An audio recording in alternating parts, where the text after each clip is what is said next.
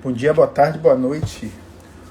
Hoje vamos tratar sobre uma mudança de entendimento do STJ em relação à utilização da ação possessória em contrato de compra e venda. Boa noite, Mônica. Tudo bem? Aguardando a colega Betânia aqui para a gente começar a comentar essa mudança de entendimento da quarta turma do STJ sobre contrato de compra e venda e a possibilidade de se utilizar de forma direta a ação de reintegração de posse, uma ação possessória. Boa noite, Cláudio.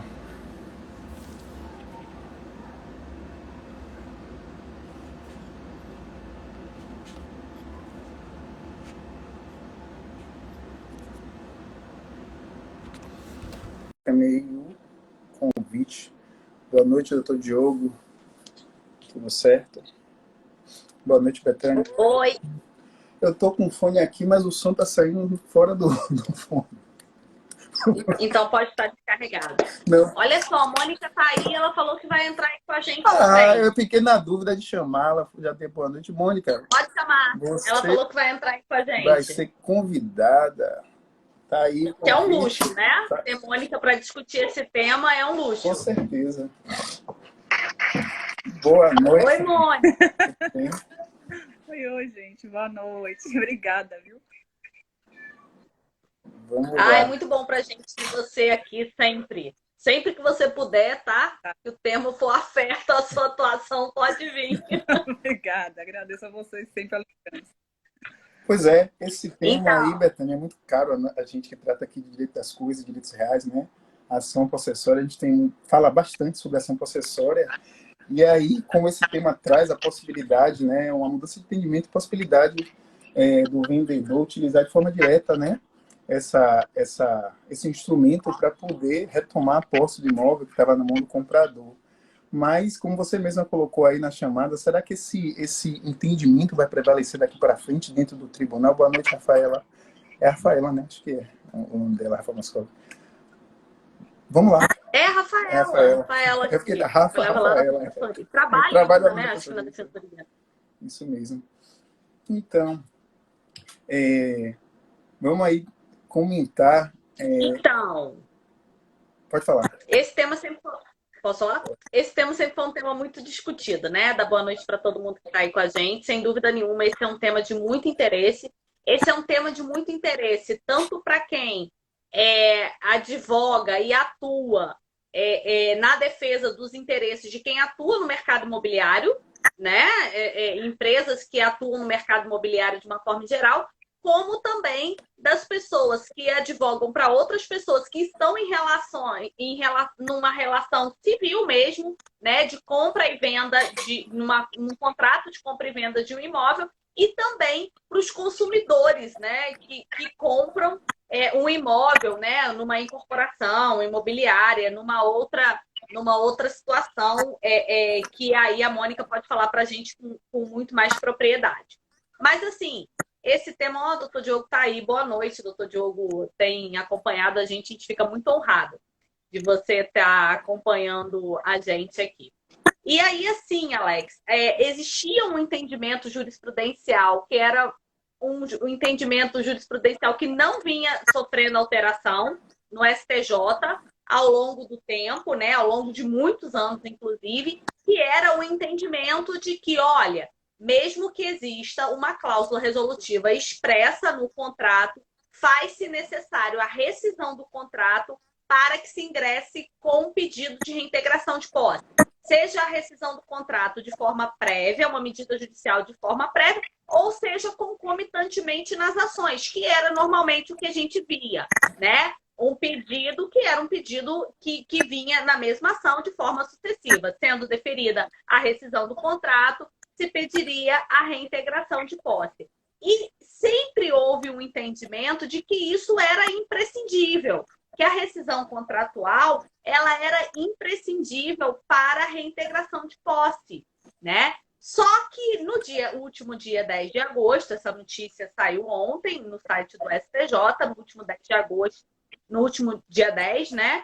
Houve uma mudança de entendimento da quarta turma, que é da quarta turma, Ah, obrigada, Diogo.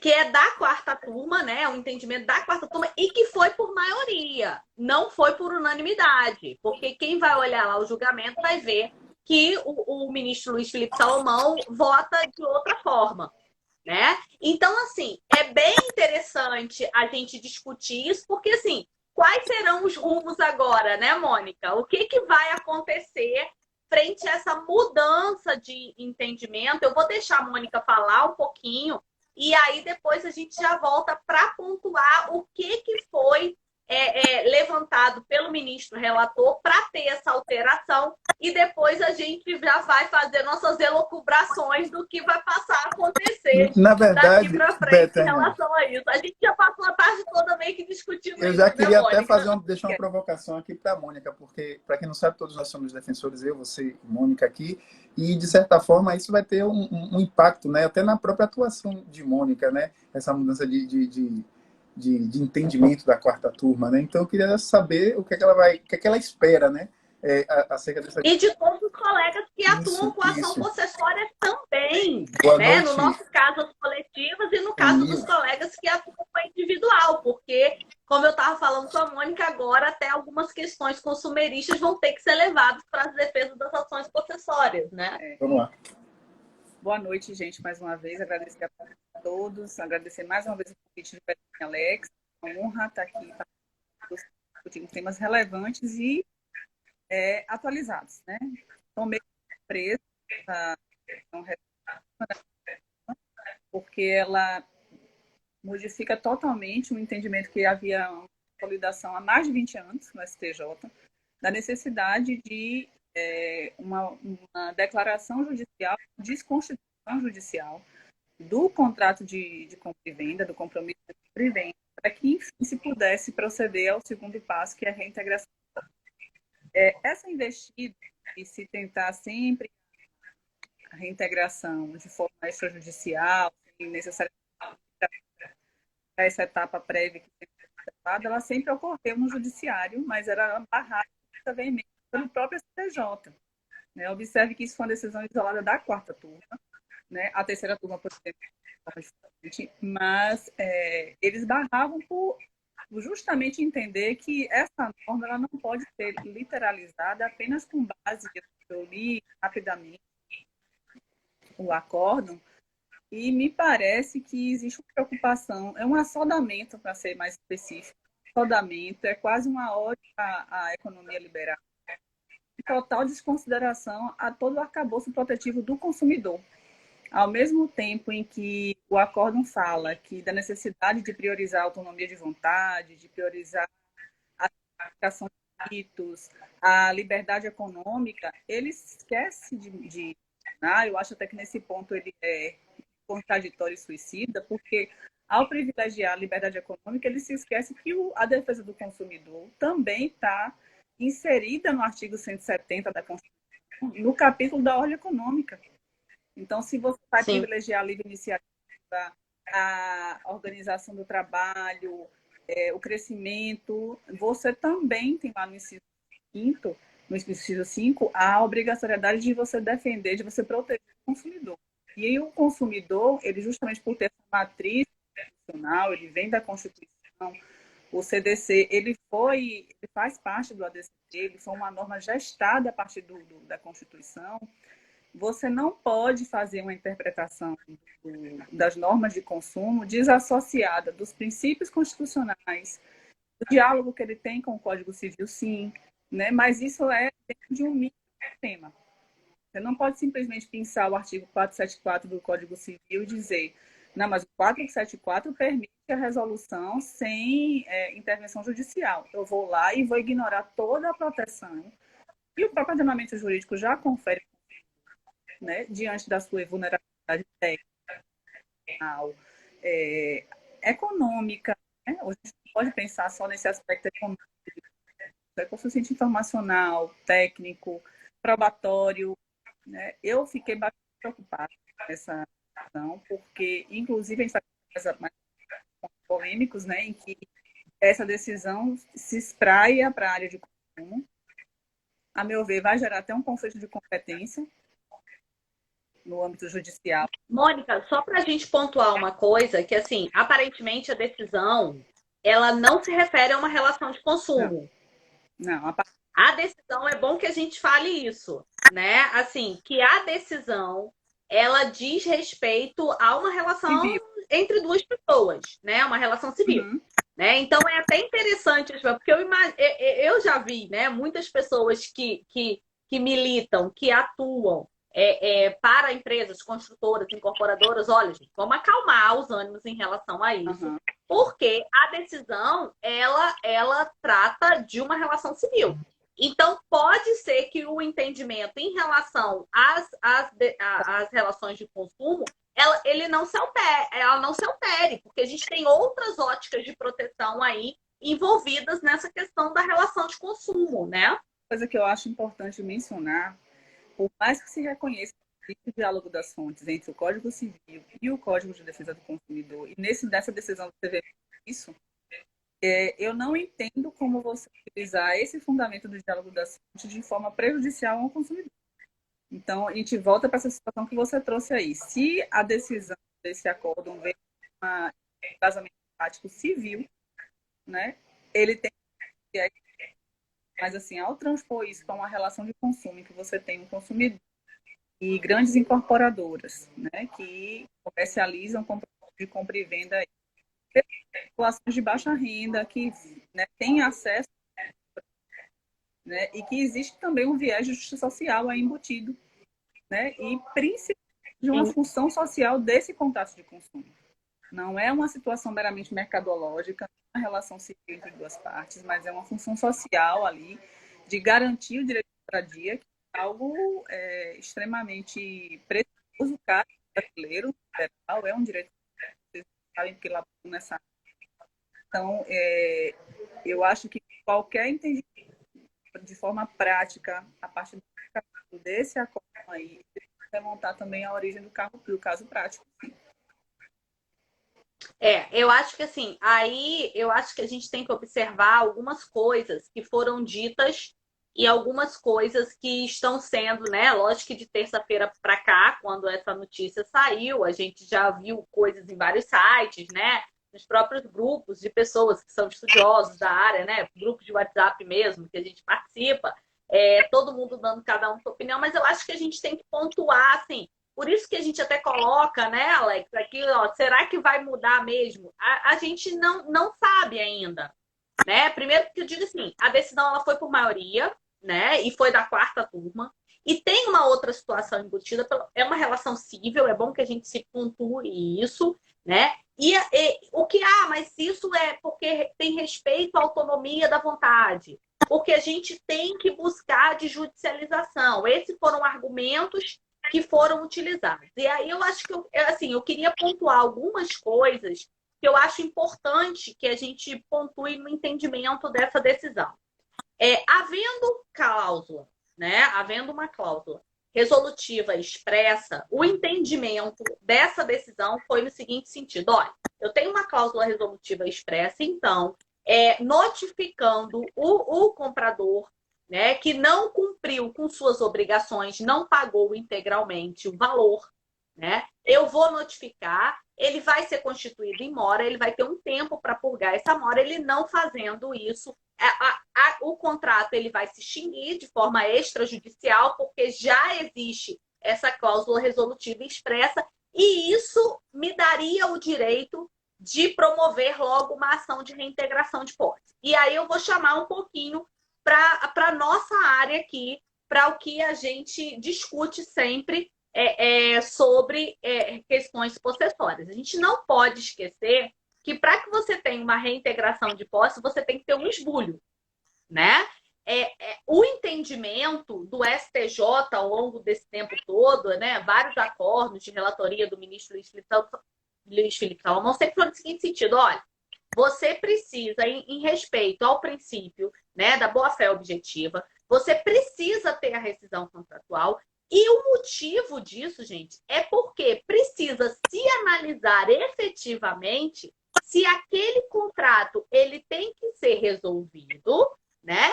E somente se ele realmente tiver que ser resolvido, extinto, é que vai se caracterizar uma posse injusta. E só a partir daí ocorreria o esbulho e só a partir daí você estaria autorizado em manejar uma ação possessória. Deixa eu só fazer uma parte Uma ação... do ganchinho aí que você falou, que eu acho importantíssimo, e é um outro plus de diferenciação sobre as questões civis, justamente em razão desse enfoque aí de conservação dos contratos, e na ótica consumidor a gente não aplica a teoria da imprevisão. Existe normativa própria, tem uma teoria da base objetiva do negócio jurídico. A gente só precisa prova que exista a onerosidade acessível e que ela seja supervencionada, que é imprevisível, fato extraordinário, porque o fito dela é garantir a conservação do contrato. A partir do momento em que você já lança uma medida de resolução do contrato, você frustra a conservação, você frustra a função social. E um ponto importantíssimo que você tocou aí, a boa-fé objetiva. Que, para mim, que atuo na área, a boa-fé objetiva como um macro princípio, tanto do mesmo ponto, do mesmo porte que a ordenamento jurídico brasileiro. Eu tenho a dignidade a princípio, eu também tenho no âmbito das relações de consumo o princípio da boa-fé como um princípio irradiante. É dali que deriva toda a análise contratual que tem que ter e da execução, da inexecução, enfim, são aqueles desfechos. E ainda tem um grande problema aí, com essa mudança de entendimento, impede a argumentação do adimplemento substancial, né? O comprador ele pode ter já cumprido boa parte do contrato, da obrigação, e aí você pulando essa etapa e partindo para uma reintegração de posse, você impede que ele argumente isso e consiga, de certa forma, se manter na posse. Então é um problema a gente enxerga um problema bem grande, né, para essas pessoas que estão nessa situação, pendentes de ter uma reintegração de posse logo de imediato, em face de um contrato que não seja sendo cumprido. Qual é a preocupação que eu tenho. Eu tenho algumas preocupações em relação a isso, né? A primeira preocupação em que eu tenho em relação a isso é que, assim, a gente tem que entender, como eu disse no início, qual é a lógica de uma ação possessória. Uma ação possessória ela ocorre quando você tem esbulho, né? Para você ter um esbulho, você tem que ter uma posse que é uma posse injusta, né? Estou falando isso em linhas gerais sem me aprofundar nas classificações. Você tem que ter uma posse que não teria que estar com aquela pessoa. Se você tem uma relação contratual, aí a justificativa do acordo, inclusive da decisão, é essa. Olha, mas se você pode resolver o contrato extrajudicialmente, automaticamente você já teria uma posse injusta. E aí, o que eu quero trazer de observação é que, na verdade, quando o próprio ministro fala, olha, a gente tem que judicializar essas situações. Então, se o contrato ele pode ser resolvido de forma extrajudicial, ele vai ser resolvido de forma extrajudicial. Como se essa demanda não fosse chegar ao judiciário de uma certa forma. Porque ela vai chegar ao judiciário. Só se inverteu quem é que vai buscar o judiciário.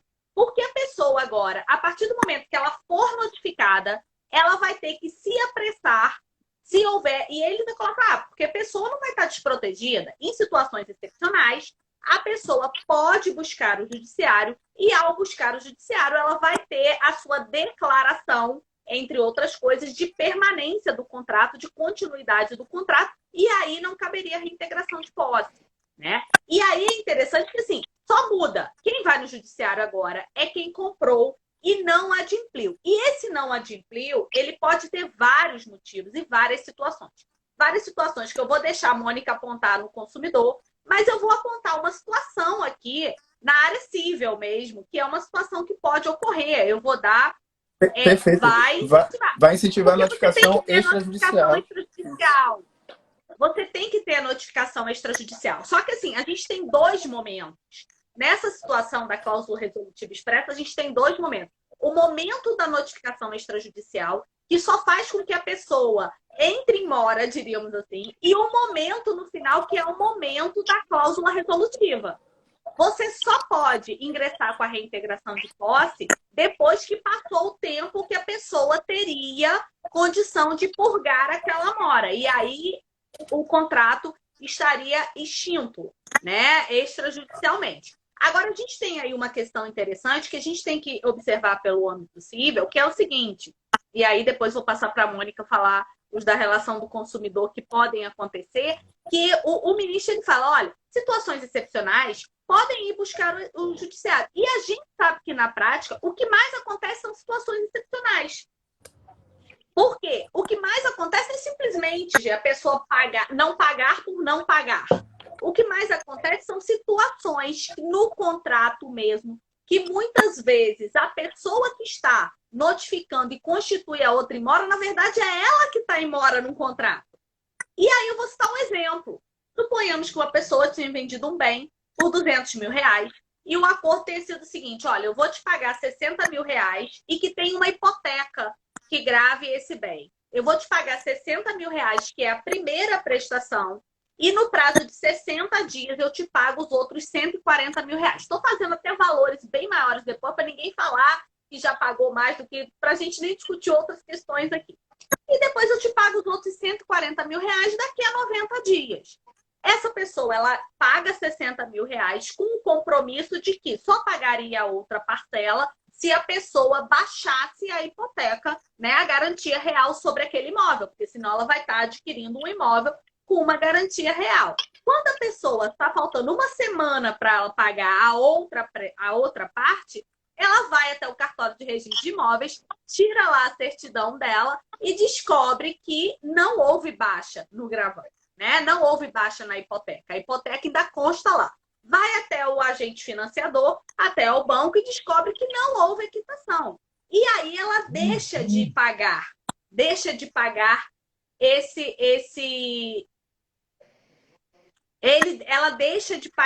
ela deixa de pagar, desculpa, gente, é porque entrou uma mensagem aqui e me desconcentrou. Ela deixa de pagar a outra prestação. A pessoa que é o vendedor notifica, ela vai ter o tempo para ela pagar dentro do tempo lá que ela pode pagar, né? E se não for isso, ela entra com uma reintegração de posse. Ou seja, um caso desse, que é um caso simples, mas que é um caso comum, né?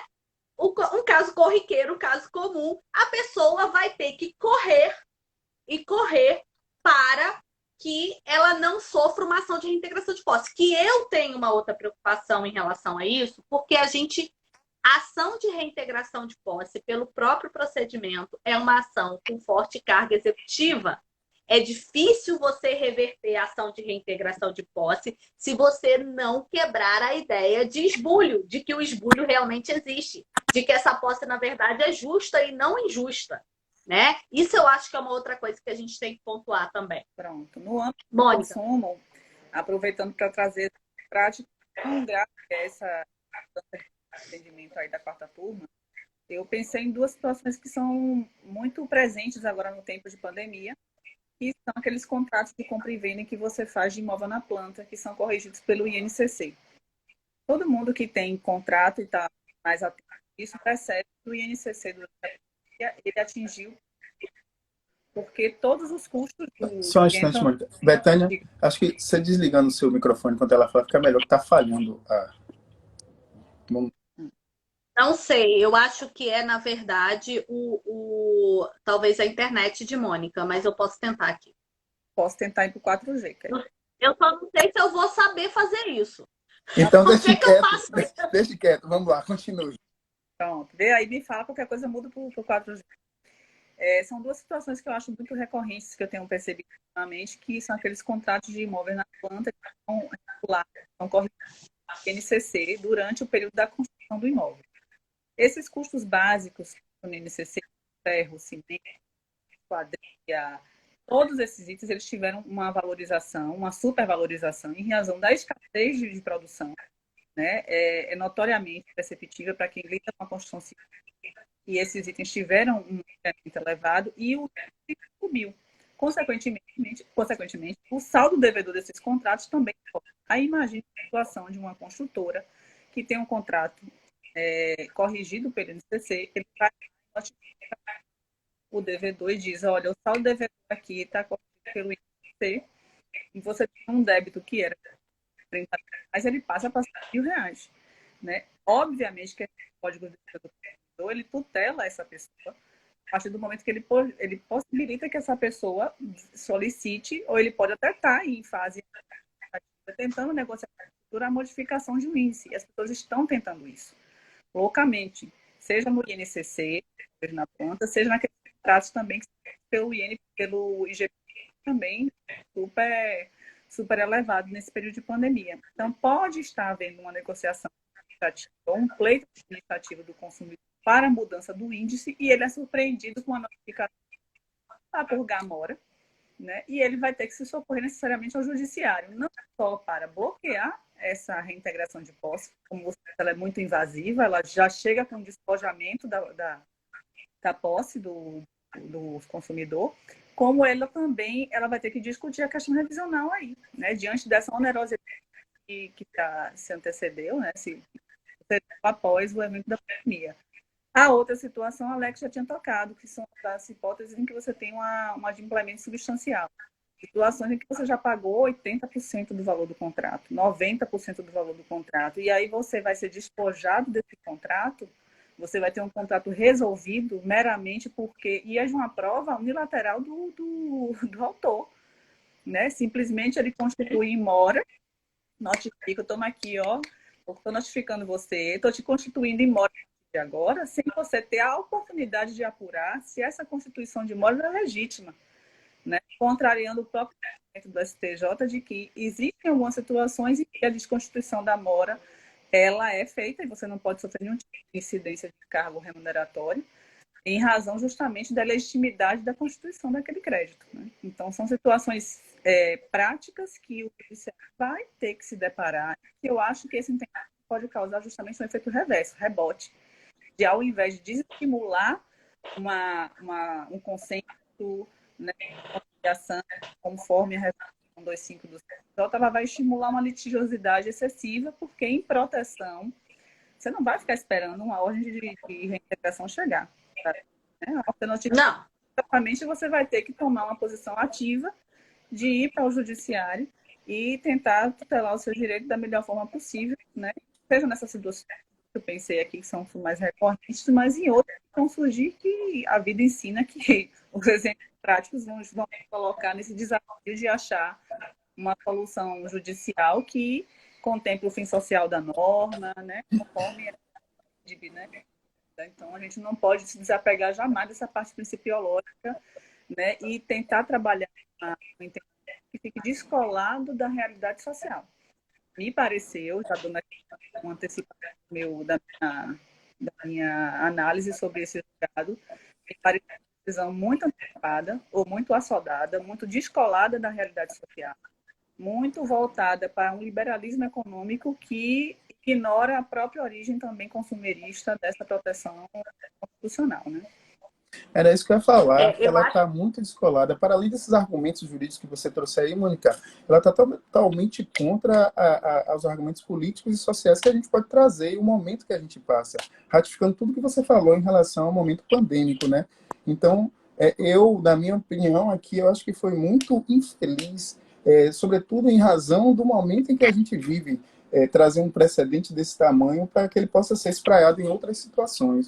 Vai lá, Betânia, você vai trazer outro. Eu acho que assim, eu acho que isso ia acontecer, essa mudança de posicionamento em algum momento ela ia acontecer, porque era muito incisiva argumentações nesse sentido, né, de manifestação da vontade das partes, principalmente sendo, repito, a decisão foi no âmbito civil, né, não foi no âmbito do consumidor. Pode ser que no âmbito do consumidor essa decisão não vingue, né, são coisas diferentes, a gente tem que entender. A gente tem que ter na cabeça que não é porque tem uma decisão com precedente de uma coisa vai se aplicar a todas as outras, são situações diferentes, assim. Agora, sim, tem uma coisa que eu acho bem importante, que aí eu já chamo a atenção para as pessoas mesmo dentro do âmbito do que é uma ação possessória, né?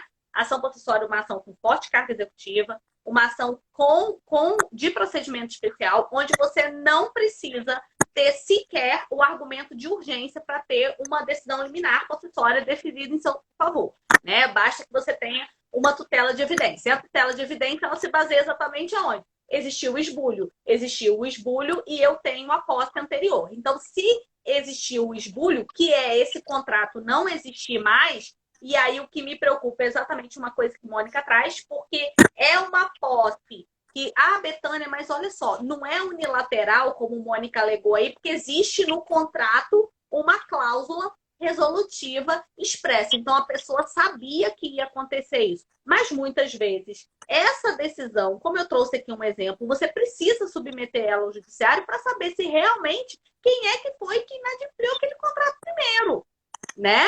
O que está acontecendo? E é por isso, entre outras coisas, que se exigia que primeiro houvesse a rescisão judicial desse contrato, né? E depois houvesse a possibilidade de reintegração de posse. Então, assim, reintegração de posse, uma ação de forte carga executiva, é uma ação que você não precisa de urgência, basta que você tenha tutela de evidência, né, para que você tenha uma decisão liminar em favor, e é uma decisão que você tem que sair muito rápido, e aí eu acho que não abarcou outros entendimentos do que é a possessória. Rapidinho, Mônica, só para eu complementar. E aí eu acho que para quem atua na defesa dessas pessoas, o caminho realmente seria uma ação autônoma, porque eu acho que deixar para discutir isso somente em agravo de possessória, de ação possessória, é muito preocupante.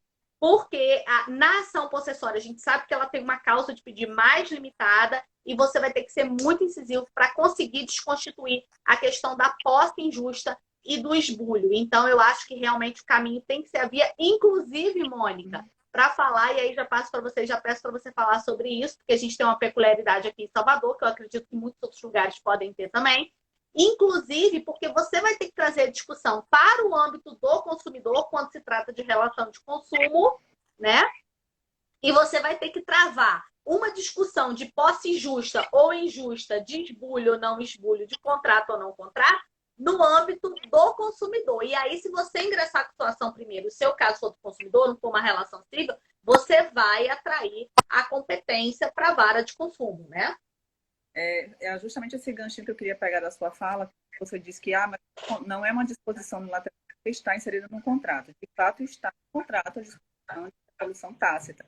Só que a gente precisa rememorar que, em certo nós lidamos com contratos de massa. São contratos de adesão com alta carga de potestade, que as pessoas não existe. Né? No mundo da idealização, sim, o contrato, no mundo ideal, o contrato é um justo acordo de vontade, que você sempre discute e amarra. Né? Mas se tratando de uma construtora de nível ou a construtora de forte potencial econômico, você já recebe o contrato pronto.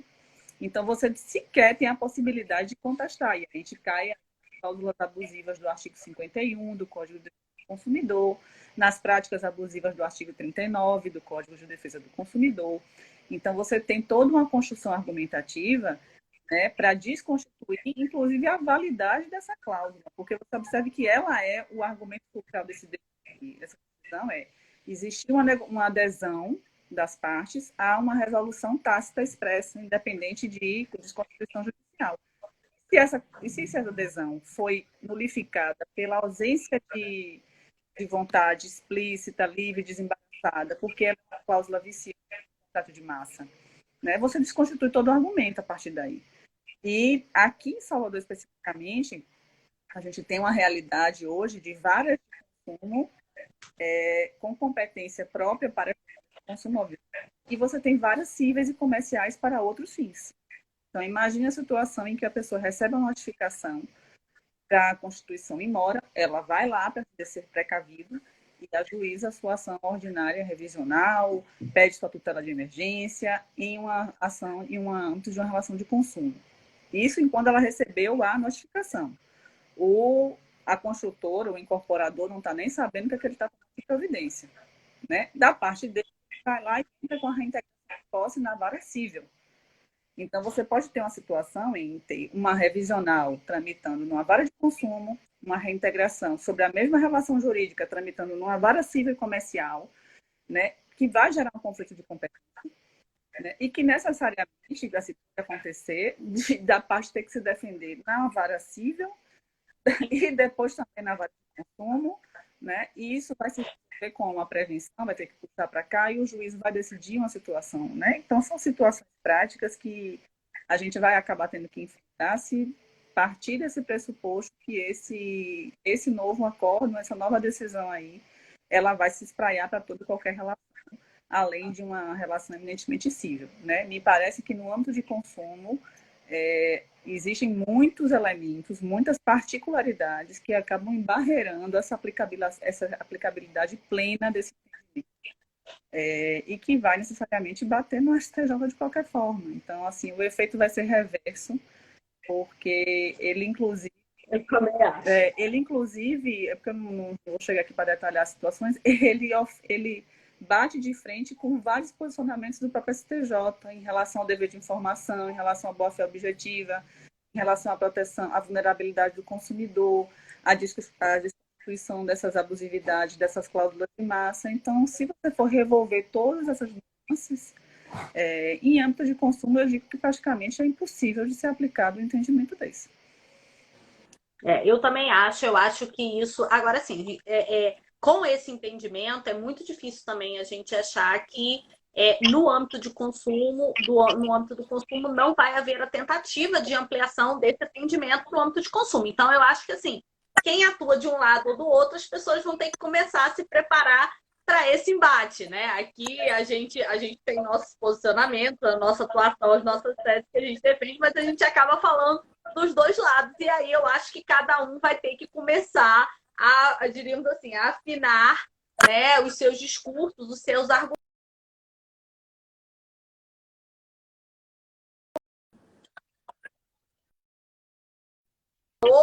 Um outro flanco, né? Agora a gente vai para um outro flanco, para outras discussões sobre isso, né? Aguardemos cenas dos próximos capítulos, né? Mônica? Aguardemos cenas dos próximos capítulos. A gente vai ter... Eu até falei com o Mônica, eu falei, Mônica, hoje é a primeira vez que a gente vai falar disso, daqui a um mês, daqui a 2 meses, a gente fala disso de novo. Eu estava aqui só matutando. A gente aqui cobrou várias situações e com certeza a gente vai voltar a falar sobre esse tema e o que ocorreu nesse desenrolar, né? Então a gente vai com certeza voltar a falar. Eu recebi uma ligação há pouco e fiquei congelado. Não sei se vocês perceberam. É isso. É isso. Então, gente... Por hoje é isso. Por hoje. Até terça-feira, né? Com os nossos 20 minutos de reais. Obrigado, Mônica. Agradeço também a todo mundo que está... Eu queria agradecer a Mônica de ter aceitado esse convite de última hora. Eu mandei para ela, hoje a gente começou a discutir o tema, e eu falei, entra lá com a gente. Tanto eu fiquei na dúvida que eu vi Mônica aqui, eu disse, eu não vou chamá-la para não fazer uma imposição, né? Aí eu mandei mensagem para ele, falei, chama a Mônica, ela vai entrar com a gente. Aí você falou, eu disse, vou chamar, entendeu? Acho que vai dar, Quando foi com umas 16 horas, eu falei, vai dar. Tranquilo. Não, muito bom. Então, isso é bom, live boa é muito assim. Muito bom, gostei bastante. A gente pega, vai lá e faz. Doutor Diogo tá falando aí, boa discussão. Massa, tudo. Queria aproveitar para poder pedir aos telespectadores, não sei dizer o nome correto, mas assim, também instiguem através de práticos para que a gente possa também se debruçar de repente uma análise de dados. Sim. Vamos abrir uma caixa, né, Betânia? No nosso... Vamos. Uma caixinha, pergunta. Vamos abrir. Então pronto, Vamos gente. abrir uma caixinha agora. Bacana. Uma ótima noite a todos e até terça nos 20 minutos de reais, né? Tchau. Tchau, tchau. Boa noite, gente. Tchau, gente. Tchau, tchau.